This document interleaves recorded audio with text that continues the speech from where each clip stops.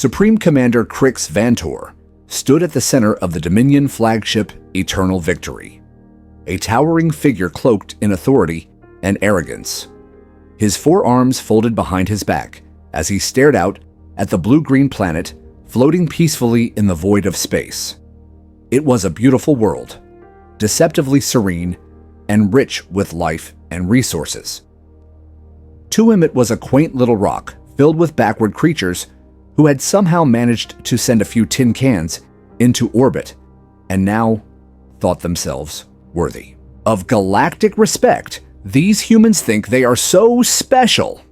He muttered, his voice thick with disdain, his words dripping with amusement because they sent a few primitive vessels beyond their atmosphere. The command deck echoed with the quiet laughter of officers who shared his contempt. Captain Nyx Raven, his second in command, approached cautiously. Her clawed feet clicking softly on the polished floor. Preliminary scans show their defensive capabilities are limited. She reported, barely concealing her amusement. Their most advanced weapons use chemical propellants and crude nuclear fission chemical propellants. Vantor laughed, a deep, guttural sound that rolled through the chamber. Next, you will tell me they still use combustion engines for transportation. When Nyx confirmed with a slow nod, the commander erupted in louder laughter by the seven nebulas. This will be the easiest conquest in the history of the Dominion fleet. His confidence was absolute, drawn from 17 victorious campaigns across 3 spiral arms. This one Earth would be number 18. A routine conquest, a footnote in his long career. The invasion fleet comprised 300 warships each, equipped with enough firepower to turn continents to dust. The plan was simple: overwhelm them with a show of force. Destroy a few major cities, preserve the infrastructure, and accept their unconditional surrender, just like every other primitive species they had encountered. The weapons officers received the order and executed it without hesitation. Targeting the most populated urban centers with surgical precision, plasma beams erupted from orbit, cutting through Earth's atmosphere like threads of light, weaving destruction below New York, London, Beijing, Tokyo, Moscow. Entire skylines reduced to smoldering craters in seconds aboard the bridge of the Eternal Victory. The mood was one of smug satisfaction, the kind of cold, detached pride that comes with executing a job well done. But the celebration was short-lived. Lieutenant Kara Vex, though, sensor officer, called out from her station, her voice tense and rising. In pitch, Supreme Commander. The humans are not responding as expected. Vantor turned, all 4 eyes narrowing. Explain, he barked. There is no mass panic, no widespread chaos. Their military is not disorganized. In fact, she hesitated. They are mounting a coordinated response. Impossible. Vantor muttered as he moved toward her display. The holographic map showed military units deploying in perfect formation, evacuation routes being managed with disturbing efficiency, and most shocking of all, their communications infrastructure remained intact despite the electromagnetic pulses that should have knocked them offline.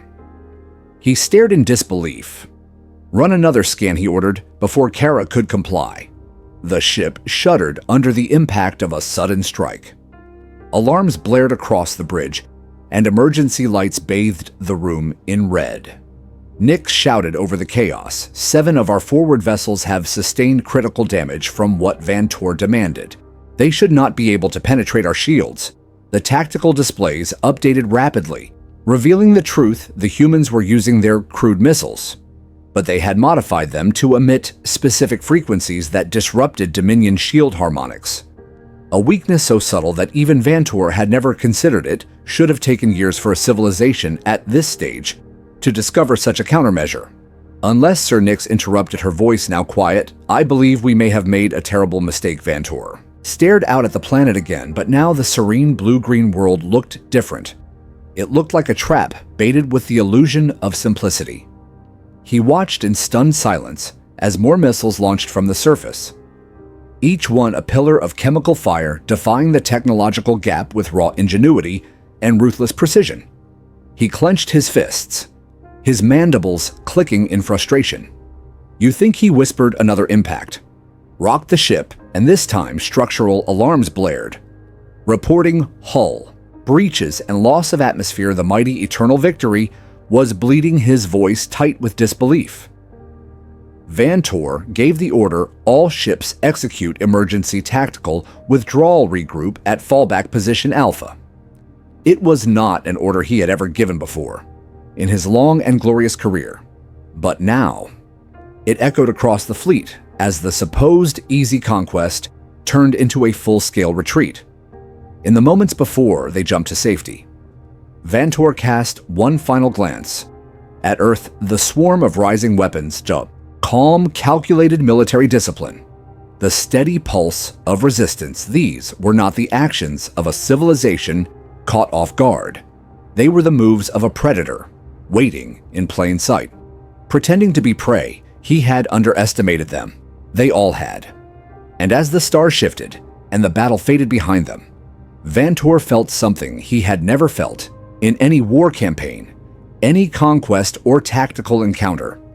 Doubt. And in that moment of uneasy silence, surrounded by the flickering lights of damaged systems and the quiet shame of failure, he realized the humans were not what they appeared to be, and this had only just begun.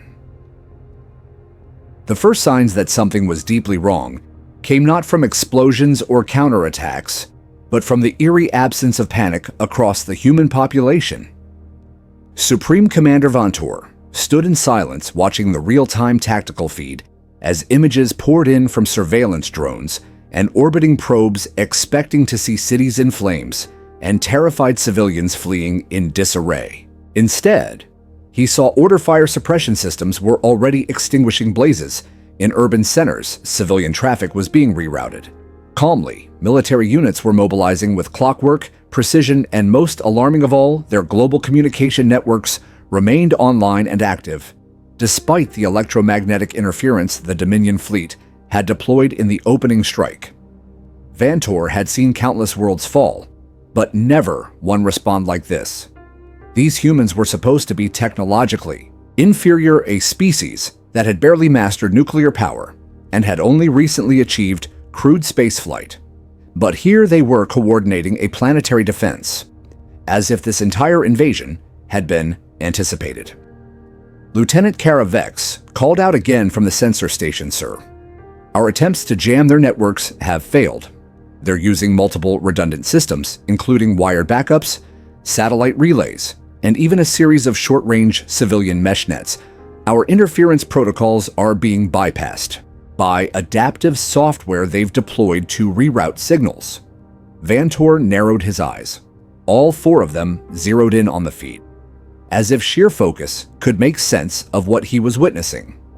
How are they coordinating this level of response under current tech projections?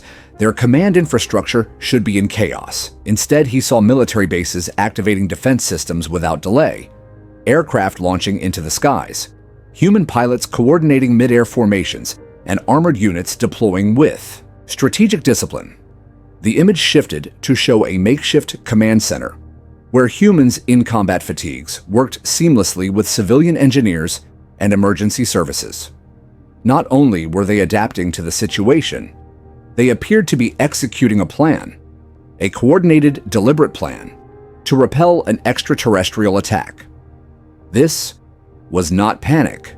This was preparation. Commander Nyx Raven approached carefully, claws flexing at her side.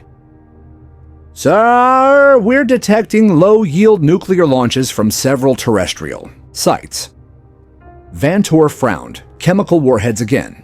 She nodded, but with something new. "The payloads have been modified to emit harmonic frequencies.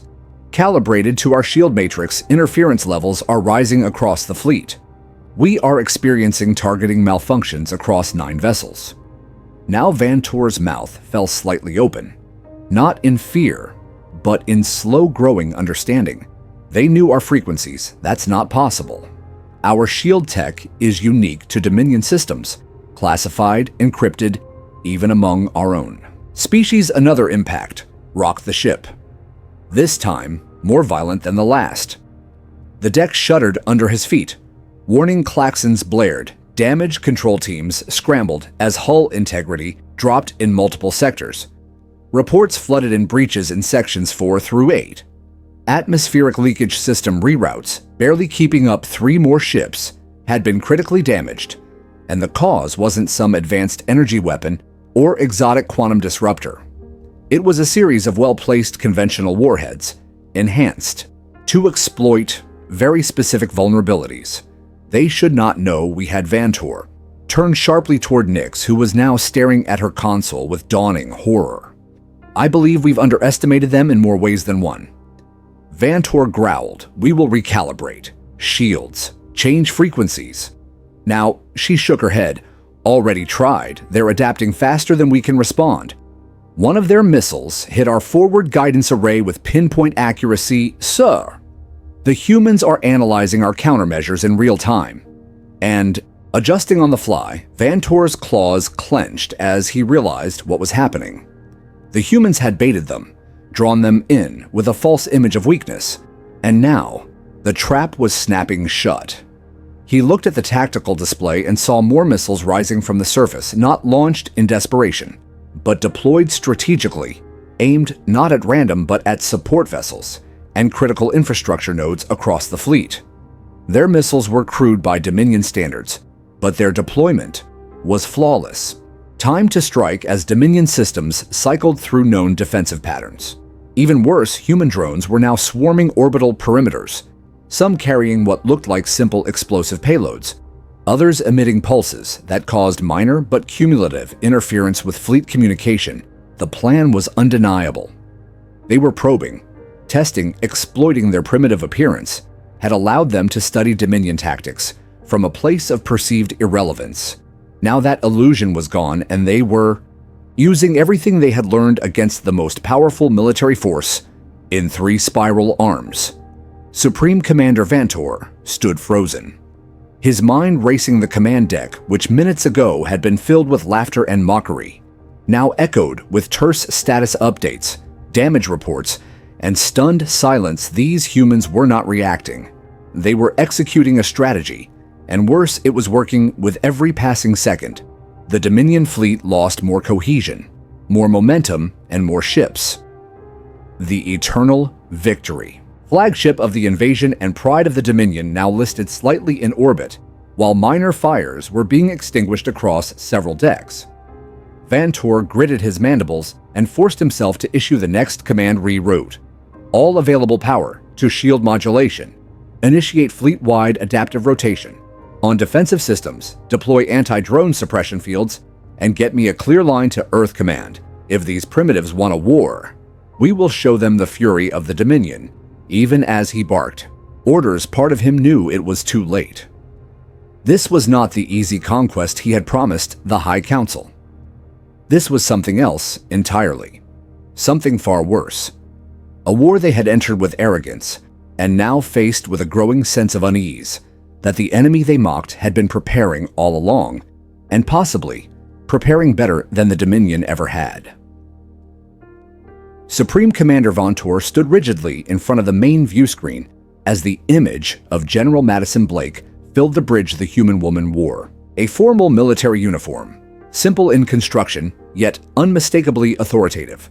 Her dark skin and silver-cropped hair framed eyes that gleamed not with fear, but with something far more dangerous, confidence. She was smiling.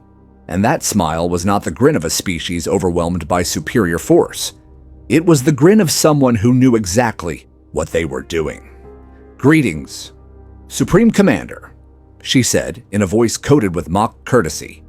"I am General Madison Blake of the Earth Defense Force, I trust. Our welcoming party met your expectations." The bridge fell into a stunned silence. Vantor's mandibles clicked with fury. "You dare mock the might of the Dominion fleet? Your primitive weapons merely caught us off guard when we return in force." "Oh, please do," Blake interrupted smoothly, her smile widening. "We have so many more surprises prepared. Those missiles, just obsolete toys we had lying around. We wanted to see if you would fall for the oldest trick in the book, playing possum." Vantor's scales flushed. An angry violet His claws gripped the edge of his command podium. "This cannot be happening," he muttered. He turned to his officers, expecting disbelief, but instead he saw fear. His seasoned crew shifting uneasily in their stations, realizing just as he had that this invasion had gone horribly wrong. "You expect me to believe your species deliberately presented itself as technologically inferior. For what purpose?" Blake leaned closer, her image filling the screen. "Because, Commander, there are two kinds of spacefaring civilizations. Those who come in peace seeking knowledge and mutual growth, and those like you who see a primitive world and think, conquest is easy. Care to guess which group gets to see our real capabilities? Lies." Vantor snarled, slamming his fists on the console. "Your civilization still uses internal combustion engines. Your weapons rely on chemical propellants. Your power generation is based on crude fission." Blake nodded sympathetically. "Almost as primitive as the targeting systems we just hacked on your remaining ships. Would you like a demonstration?" Vantor opened his mouth to respond, but the words froze in his throat as alarms exploded across the bridge one by one. The Dominion ships began activating their weapon systems, not against Earth, not against any external target, but against each other. "Targeting protocols overridden," shouted one of the weapons officers. "System breach reported from engineering," called another. "We have lost control of primary fire control," Kara reported in a shaking voice. "Their protocols are overriding our own. We are locked out." Blake's voice returned, calm, almost amused. "Your cyber defenses are based on quantum encryption algorithms that were outdated by our standards 3 centuries ago. We kept the old tech running because it amuses us to watch species like yours draw conclusions from appearances. Did you really think a civilization capable of detecting your approach 6 months ago would not have prepared appropriate countermeasures?" Vantor's claws scraped the control panel as a stream of new data poured onto the screens. More breaches, system after system, compromised their mighty fleet, reduced to vulnerable puppets. Their weapons platforms, dancing on strings pulled by unseen human hands. Lieutenant Kara's voice cracked as she spoke. "Sir, we are receiving a universal override signal. All ships are being forced into standby mode. Any attempt to regain weapons control will result in auto-targeting protocols executing against their closest friendly." Vessel Vantor stared in disbelief as the tactical map confirmed her words. His fleet was frozen, stripped of initiative, held in stasis by a species he had dismissed as backward. Blake's expression shifted, becoming serious. "This is what happens next. Commander, your fleet will conduct a full tactical withdrawal from our solar system if you attempt to resist or reassert weapons control. Your vessels will begin attacking each other. We trust." "This demonstration is sufficient." Vantor seethed. He wanted to shout, threaten, anything to salvage the shattered illusion of Dominion superiority, but the evidence was undeniable. His forces were not just outmatched, they were utterly compromised. Every ship, every system now under the control of those insufferably smug humans. He glanced around the bridge at his crew, once so proud and certain, now silent and shaken, knowing the truth had arrived not in the form of a counterattack, but as a revelation. They had been played from the beginning. This was no accidental resistance. This was a masterstroke of strategic deception. And now his fleet, once the pride of the Dominion, was retreating tail, tucked humiliated and helpless behind the cold shadow of the moon. Vantor collapsed into his chair, the weight of failure settling across his shoulders like a shroud. "Find out who was responsible for our pre-invasion intelligence gathering." He muttered, "Someone will answer for this mistake." But even as he spoke, he knew punishment was irrelevant. What mattered now was understanding how they had failed so completely. These humans were not what they seemed. They had hidden their true strength beneath layers of apparent weakness and then waited patiently for the moment to strike. And now, the moment had passed, and Dominion pride lay shattered across the stars. Supreme Commander Vantor sat silently in his command chair, staring blankly at the main display as damage reports flooded every console around him. the Eternal Victory flagship of the Dominion fleet, now drifted in a semi-stable orbit behind the dark side of Earth's moon, its hull scarred and systems flickering under the strain of a battle that was supposed to be over before it began across the fleet. The story was the same. 23 ships lost not to exotic energy weapons or advanced technology, but to what the Dominion had dismissed as primitive trash, to crude missiles and warheads based on fossil fuels, to metal sticks propelled by explosions. It was an insult beyond comprehension. Show me the battle. Footage again, he ordered, his voice low-tired. The tactical displays came alive, once more showing the engagement that had humiliated the most powerful fleet. In 3 spiral arms, the humans had not aimed directly at Dominion ships. Instead, they had targeted areas in space where electromagnetic resonance would cripple shield harmonics. The result was a lattice of interference zones, each precisely calculated to maximize disruption. The crude nuclear warheads had done little direct damage, but the momentary shield collapses allowed swarms of smaller conventional projectiles to slip through, exploiting weaknesses the Dominion fleet did not know it had. It was not just clever. It was brilliant, Supreme Commander. A voice called out, breaking his trance. Captain Nyx Raven approached with an unreadable expression. We are receiving a transmission from the surface. They are broadcasting on all frequencies.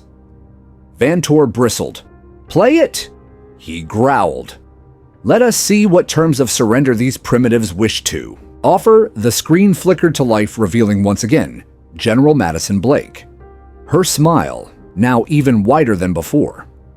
She stood with hands calmly folded behind her back, an air of smug ease radiating from her posture. Greetings again. Supreme Commander, she began. I hope your fleet enjoyed our demonstration. You dare mock us again. Vantor snapped. You caught us off guard, but when we return in force, oh please do. Blake interrupted again. We would love another chance to test our newer systems, those missiles. You saw just antiques, relics from a more naive time. We just wanted to see if you'd fall for the oldest trick in the book. Make us look weak, let you get confident, and then punch you in the gut. The bridge crew exchanged uneasy glances as her words settled like poison in the air. Vantor's scales shifted color as rage overtook him. You mean to tell me you deliberately hid your capabilities to provoke us? Blake leaned in just slightly enough to make the entire bridge feel smaller. Yes, Commander, because there are 2 kinds of species in this galaxy, those who approach others with openness and respect, and those who arrive with fleets expecting easy victories. We treat each accordingly. Vantor's mandibles clenched. We had flawless intelligence. Blake raised an eyebrow. You did, Vantor continued. Your species still uses combustion engines, fission reactors, kinetic weapons. Blake nodded, and yet, here you are. Running from our planet, your remaining ships frozen, and your weapons turned off. Should we turn them back on just to show you how much access we actually have? Before he could respond, new alarms sounded across the bridge. Weapons, platforms, across the fleet were activating without Dominion control. Emergency protocols failed to engage. Targeting systems flashed red as ships began locking onto each other. Override attempts failed. We have lost complete control. Lieutenant Kara called out, her voice trembling. Blake continued, her voice now matter of fact. Your fleet systems run on what you called quantum encryption. We cracked it during an undergraduate training exercise 3 months ago. Your codes were so predictable, they came with a user manual. You left in the ship metadata. Vantor could not believe what he was hearing. His fleet not only disabled, but turned against itself by software hacks based on decades-old protocols. Kara reported again, all engineering systems compromised. Power, redistribution, subroutines are now routed through an external control interface. Vantor tried to shout, tried to reclaim control, but every screen, every console confirmed the same truth. They had been defeated not by strength, not by numbers, but by precision, by patience, And by intellect, Blake's voice rang out one last time for now. Your fleet will withdraw peacefully from our solar system. Any attempt to retaliate will trigger a cascade protocol. You can probably guess what that means. Oh, and Commander, one more thing. Earth is now open for diplomatic relations, but only with civilizations that understand the value of mutual respect.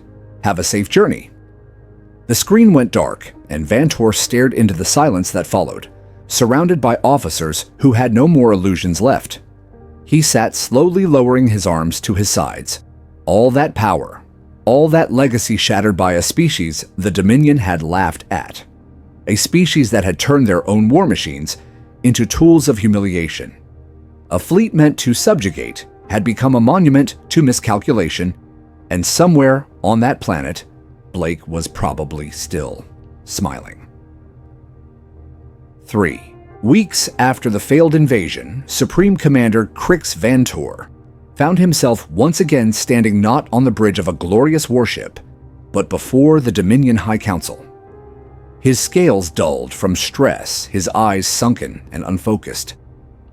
The chamber was silent, except for the low hum of power conduits and the occasional shuffle of robes as the counselors shifted uncomfortably. High Counselor Zedith leaned forward, her crystalline throne catching the light in cold reflections, and asked the question that had been haunting Vantor since his return.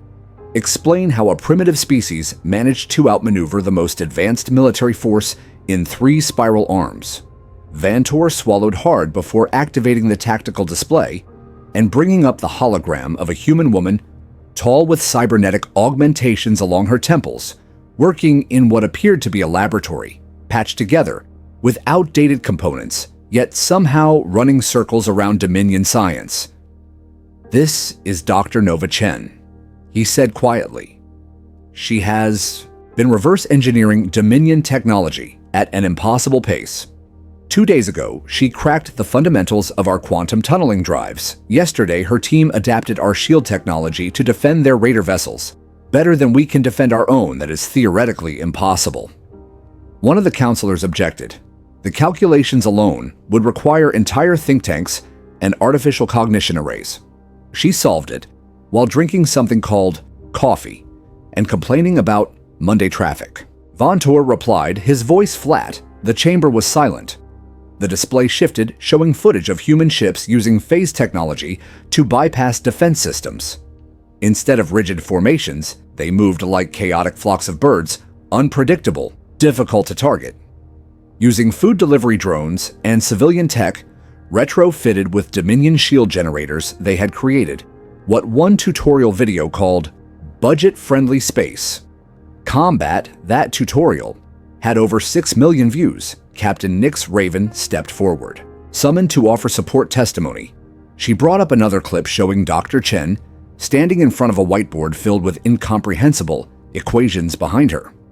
The caption read, Quantum Bypass Algorithm. A fun weekend project. The council watched in stunned silence as Vantor continued. She has published the code on a civilian network called Twitter. The humans are not just using our tech. They are improving it, making it smaller, faster, more efficient. Their raiders now use 30% less power for the same shield strength, and the entire system is open-sourced. Lieutenant Karavex interrupted from the tactical feed station with another update. Dr. Chen has now launched a series of online courses. She calls them Introduction to Alien Tech. Registration is open to all Earth citizens, and the waiting list has over 10 million names. Vantor closed his eyes, as if trying to will the situation out of existence. There is more, he added reluctantly. Dr. Chen has also started a company. Humans do it better. Engineering, they are offering consulting services to former Dominion client races. The first to accept was the Proxima Coalition. Yesterday, they declared independence using hybrid weapons. We cannot counter. Another counselor began to protest, but Kara spoke again. Full-scale assault is off the table. Humans have converted our long-range sensors into an early warning network called Neighborhood Watch in Space. Any approach will be detected and repelled before reaching their outer system. And that is not All she added, glancing nervously at her datapad. Dr. Chen just launched a streaming service called Tech Tips from Earth. Her first episode, 10 Ways to Improve Your Quantum Core Efficiency, has more subscribers than we have stars in Dominion space. Captain. Nix leaned in, her voice strained with disbelief. Supreme Commander, the humans have not just survived our assault. They have turned it into a business model. Vantor stared ahead hollowly, his mind struggling to comprehend how quickly everything had fallen apart, how a war meant to last hours had transformed into an interstellar embarrassment. A human scientist had outmaneuvered an empire not with ships or guns, but with ideas, with equations and code and sarcasm. The High Council remained silent for a long time. No orders were given, no strategies proposed, just a growing sense of dread as they realized this was not a war of military might. It was an intellectual uprising, and they were unprepared to face it. Vantor finally spoke again, his voice tired but steady. They are not just adapting our systems anymore, they are rewriting the fundamental principles behind them and then giving that knowledge away for free. We once saw them as primitives, but now they have made us the primitives. They have taken the tools we used for conquest and repurposed them into platforms for education, collaboration, and innovation. And while we debated policy and strategy, they turned our invasion into a case study on what not to do in interstellar diplomacy. The humans are changing the rules, and we are playing a game that no longer favors us. As his words faded into the stillness of the chamber, the truth became undeniable. The age of Dominion supremacy was over, and it had been ended, not with a final battle, but with a stream, a post, a course, and a smile. The mood inside the Dominion High Council chamber had shifted from shock to something deeper, something resembling fear. As the latest updates came in, Lieutenant Kara Vex stood rigidly at the tactical terminal, her voice unwavering as she delivered the newest intelligence report. Supreme Commander Dr. Chen has begun offering full online courses on alien technology. She calls it education for everyone, and registration is now global. Any Earth citizen can enroll. The council chamber erupted in overlapping whispers, but she continued unfazed. The courses include detailed breakdowns of our propulsion systems, shield generators, and targeting algorithms. Our most advanced systems are being dissected in public forums, with user-generated enhancements being tested in real time. The chamber fell silent again. Captain Nix stepped forward to add her piece. We have confirmed that Dr. Chen developed a quantum bypass algorithm that renders our core cyber defenses ineffective. She published the full code on an open access platform and has even released tutorial videos walking through how it works. It's being used by independent factions all across the galaxy. Now the footage switched to a Dominion supply depot being raided, not by military fleets, but by groups of irregular ships moving like coordinated swarms using adapted Dominion technology that had been altered, improved, and made more efficient. They moved with unpredictable tactics patterns that violated standard military logic, as if chaos itself had become a strategy. They have repurposed our surplus shield generators. Nix added strapping them onto commercial drones and even small personal craft, and turning them into effective combat platforms. The most popular model was built from a civilian food delivery drone. She paused, her mandibles twitching slightly. The tutorial video teaching how to build it has over 6 million views. Lieutenant Kara interrupted again with breaking news. Dr. Chen has now released a free, open-source toolkit that allows any species to integrate Dominion technology with human operating systems. She's calling it Friendly Tech Conversion, and it includes everything from diagnostic software to optimization tools. The chamber was now dead. Quiet, High Counselor. Zav slowly leaned forward, gripping the arms of her throne, and spoke with deliberate weight. And what has been our response? Vantor took a moment to collect himself, his voice low. We have no counter. We cannot control the spread of this information, We cannot even trace all the factions who are using it. She has democratized access to our secrets, and they are turning them against us. Our most powerful weapons are now basic building blocks in their education system, and the humans are not just improving our technology, they are reinventing its purpose. Kara spoke again. Dr. Chen has started selling merchandise featuring her likeness and quotes. Her t-shirts and mugs are bestsellers in 3 sectors. We've also discovered that she's created a content channel that includes segments like Ask a Scientist Live and tech support. Tuesdays, this segment includes calls from Dominion technicians seeking help with human code integration. The last episode had over 10 million views. Vantor's scales had faded to a dull gray as the weight of the situation crushed whatever pride remained. He remembered commanding a fleet of 300 warships, remembered laughing at the thought of planetary conquest. Now those memories felt absurd, like stories told by a different person in a different time. The humans had not just turned the tables, they had shattered them, replacing war with infrastructure violence, with education, and fear with curiosity, and they were winning not through military domination, but through relentless creativity, relentless sharing, and relentless vision. The worst part, Vantor said quietly, is that they are doing it without hate. They are not trying to destroy us. They are just showing us how wrong we were. Kara glanced down at her pad. One more update. Sir Dr. Chen has just launched a universal education hub open to all species. The first course is called Rebuilding Your Empire the Right Way. It includes modules on ethics, open source collaboration, and sustainable power. Generation, the Dominion had built its strength on superiority, on fear and control. But now the very foundations of that dominance were dissolving into a sea of human-inspired innovation, where once the Dominion was the teacher, now it was the student, and it was learning fast that human resilience was more than brute endurance. It was the ability to adapt, to reimagine, to reframe even invasion as a teaching moment, and now the galaxy was watching and learning too, not from fear but from curiosity, from access, and from inspiration, from a species that had once been called primitive, but had always been far more dangerous than anyone had guessed. A species that had decided the future would be shared and had the courage to make it so. Inside the Dominion War Council chamber, the tension had reached its breaking point. Supreme Commander Crix Vantor stood before the assembled military leadership, his posture rigid, his voice low but resolute. The humans are not merely adapting our systems anymore, they are fundamentally changing how our technology works. Lieutenant Zara Pax stood to the side, her scales pale with fear, her voice steady as she activated a series of displays around the chamber one by one.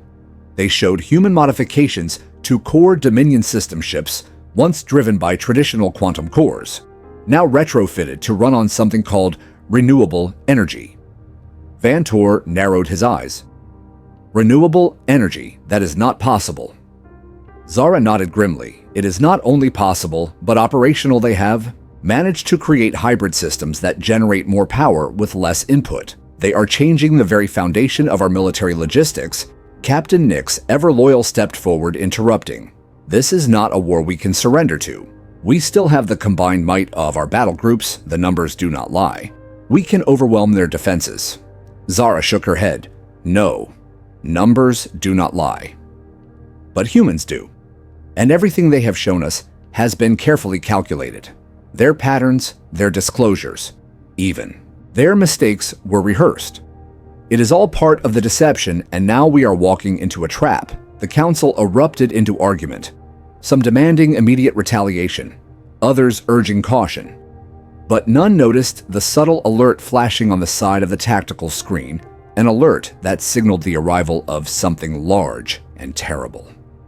3 hours later, the largest Dominion fleet ever assembled, 5,000 warships strong, dropped out of quantum space near Earth. The armada shimmered in the void, wall of metal and firepower, prepared to reclaim Dominion pride and erase the embarrassment of their last encounter. Vantor stood on the bridge of his new command vessel. His voice firm, send the demand for surrender, Let them see the price of their arrogance. A moment later, a message appeared on the main screen. Not an official broadcast, not a formal diplomatic transmission, but a simple line of human text, "Nuke Huis." Before Vantor could respond, every quantum core across the fleet synchronized to a new frequency, and the face of Dr. Nova Chen appeared on every screen, smiling cheerfully, and wearing a shirt that read, "I reverse engineered alien tech, and all I got was this lousy empire. Hi, everyone," she waved. "Thanks for bringing so many ships to today's demonstration. I have been dying to show off our latest upgrades." Vantor's scales flushed purple with rage. "What demonstration? You are about to be annihilated." "Am I though?" Chen grinned. "Lieutenant Pax, would you like to explain to your commander what is about to happen?" Zara stepped forward, her voice clear and calm. "I tried to warn you, sir.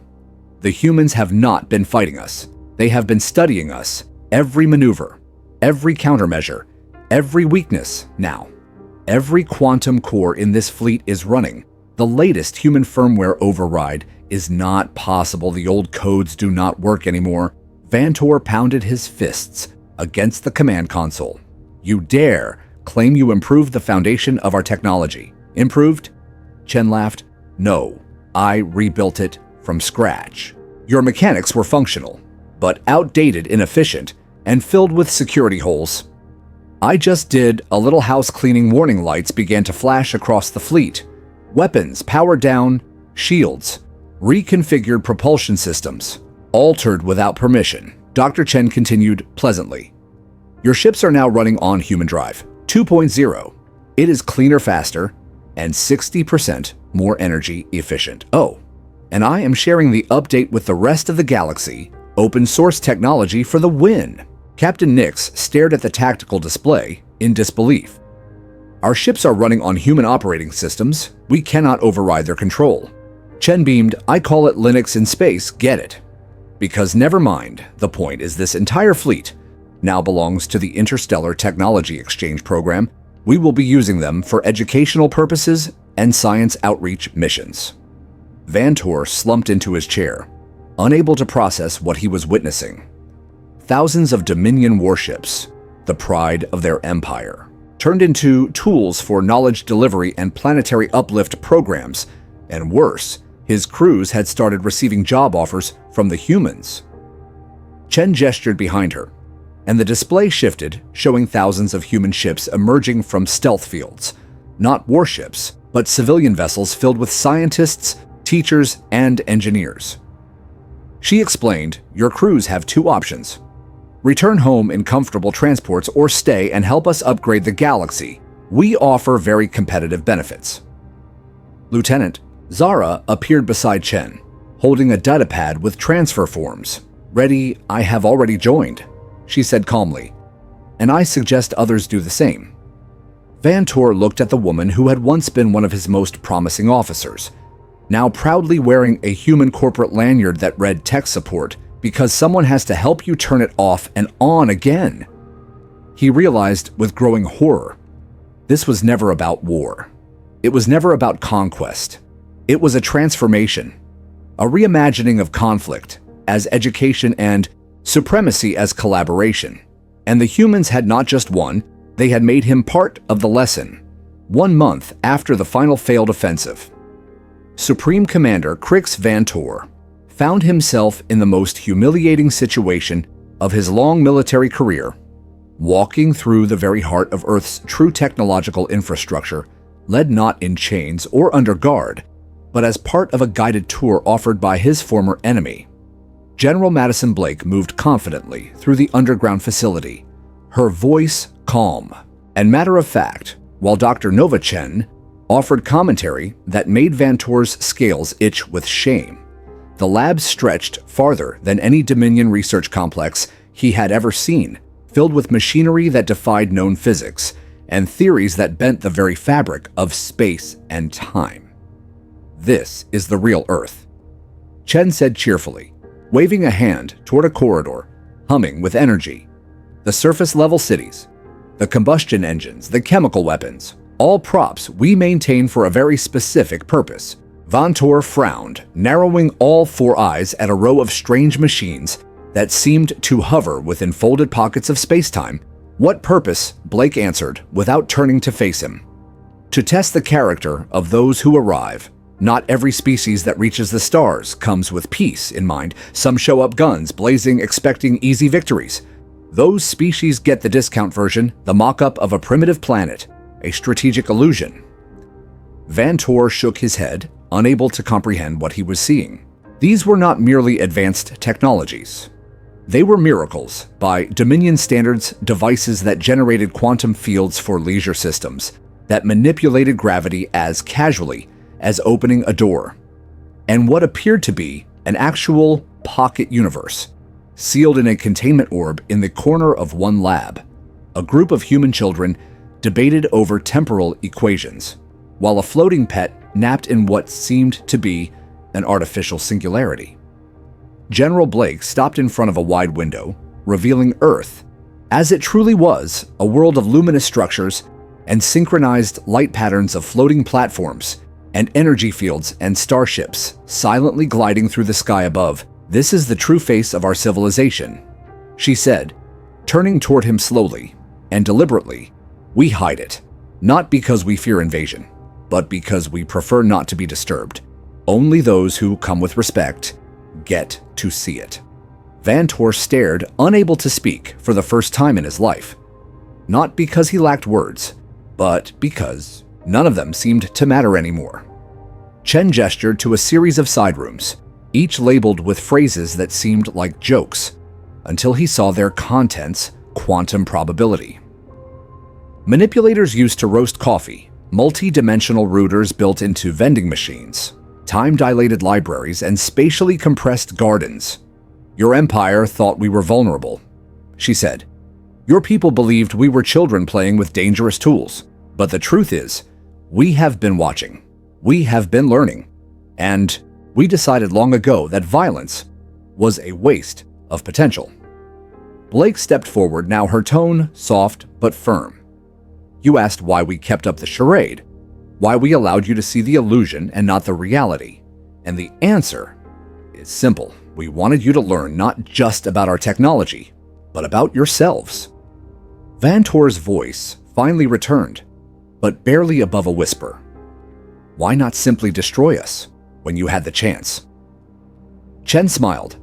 Because that would not change anything. If we had wiped you out, others would. Come others with the same mindset. Thinking power means entitlement, so instead, we offer a different lesson, an opportunity to grow, if you are willing to face the truth. Blake added, the truth is, you never stood a chance not because you were weak, but because you were blind. You assumed age meant wisdom, firepower meant superiority. But you never asked what might lie beneath appearances, what knowledge we might have chosen to hide. Vantor said nothing as they continued the tour past a training center, where a new batch of former Dominion officers were attending a class titled How Not to Be a Space Jerk. The instructor, a teenage girl with a floating tablet, greeted him with a casual nod before launching into a lecture on cultural humility and interstellar ethics at the far end of the facility. Zara Pax waited, holding a stack of forms. Supreme Commander, she said softly, here are the documents for your civilization's upgrade package. We are offering a limited time discount on quantum consciousness. Expansion 2 minds for the price of 1. Vantor looked at her. The lanyard around her neck marked tech support, the phrase underneath reading, because someone has to help you turn it off and on again. This was not surrender. He realized not exactly. This was transformation. Earth had not defeated the Dominion through war. They had converted it through design, a slow, deliberate reshaping of purpose and perspective, and in doing so, had created something far more powerful than a military victory. They had created a legacy. Vantor took the papers, his hands trembling slightly, and asked the only question left that mattered: where do I begin? Chen smiled brightly. Welcome to orientation, she said. First lesson, there is no shame in learning, especially when the galaxy still has so much to teach. In the months following the full exposure of Earth's true technological capabilities, Supreme Commander Krix Vantor began to understand that everything he had once believed about power conquest and superiority was no longer relevant. He had spent his entire career climbing through the Dominion ranks, conquering world after world, amassing victories that were now little more than footnotes in the shadow of what humanity had accomplished, not through war, but through the quiet force of evolution of thought and design. As part of the diplomatic rehabilitation program, Vantor was required to attend regular sessions hosted by the Earth Technology Exchange, a sprawling institution that now served as both a diplomatic hub and a re-education center for former hostile species. There was no forced indoctrination, no imprisonment, only open rooms filled with machines, ideas, and people who had long since abandoned the concept of war as a necessity. Vantor often found himself in classes taught by human children or retired engineers who spoke about topics that once would have taken Dominion scholars decades to even approach: quantum coherence, feedback systems, spatial layering design, temporal ethics, even social dynamics of multi-species collaboration. And every time he thought he had seen the peak of human advancement, he discovered a new floor. Above the last one day, he stood in the Hall of Applied Dimensionality, where a group of teenage students casually experimented with folding pocket dimensions into wearable tech. While arguing about lunch preferences nearby, a floating robot handed out snacks labeled with timelines of their origin. Manufactured yesterday, delivered tomorrow. It was not just the tech that stunned him, it was the casual ease with which they handled it, as if manipulating space-time was as natural to them as breathing, as if reality itself had simply become another tool in the human creative process. The greatest humiliation he had ever endured had not been the loss of ships or the compromise of his systems. It was the realization that humanity had never seen the Dominion as a real threat to them. Earth had not gone to war. They had hosted a demonstration. They had not fought to survive. They had merely allowed a lesson to unfold and then turned it into a blueprint for diplomacy.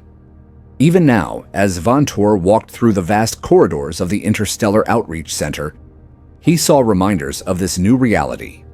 Every Dominion ship that had once floated into Earth orbit with hostile intent had been repurposed, some into research labs, others into interspecies education platforms, and many into traveling museums showcasing the dangers of assuming strength based on appearances the humans did not seek. Revenge, they did not boast about their success. Instead, they asked, "How can we help you grow?" And for the first time in his life, Vantor had no orders to give, no strategy to deploy, only questions to ask and lessons to learn. He sat in on a guest lecture by Dr. Nova Chen titled "The Future of Intergalactic Cooperation" and watched her seamlessly blend hard science with philosophy, with a charisma that made even the most jaded alien technicians lean forward to listen. Afterward, she opened the floor to questions, and instead of mocking or dismissing the former enemies in the room, she encouraged curiosity. She welcomed confusion, and she celebrated learning the Dominion had relied on power for so long. It had forgotten the value of humility, of listening, of being wrong. And adjusting course, humanity, on the other hand, had built an empire not of territory, but of influence and knowledge, where every species was offered a seat at the table if they came in peace. Vantor remembered a moment during his first month in the program when a child had offered to show him how to build a localized gravity shifter. The child had been no older than 10, but spoke with the confidence of a master. And when Vantor struggled to grasp the instructions, the child simply smiled and said, "It's okay. Everyone gets stuck sometimes." And in that moment, he felt something shift inside him. A quiet crack in the armor of pride that had held for so many years. Slowly, that crack became a doorway, and through it, he stepped into a world that did not shame failure, but used it as a foundation for collaboration and growth. Now, when he walked among the halls of Earth's hidden civilization, he no longer felt out of place. He felt challenged, uplifted, transformed, the Dominion had lost a war. But what it gained was something far more valuable: perspective. And through that perspective, Vantor finally understood that humanity's greatest weapon was not its technology or even its intelligence.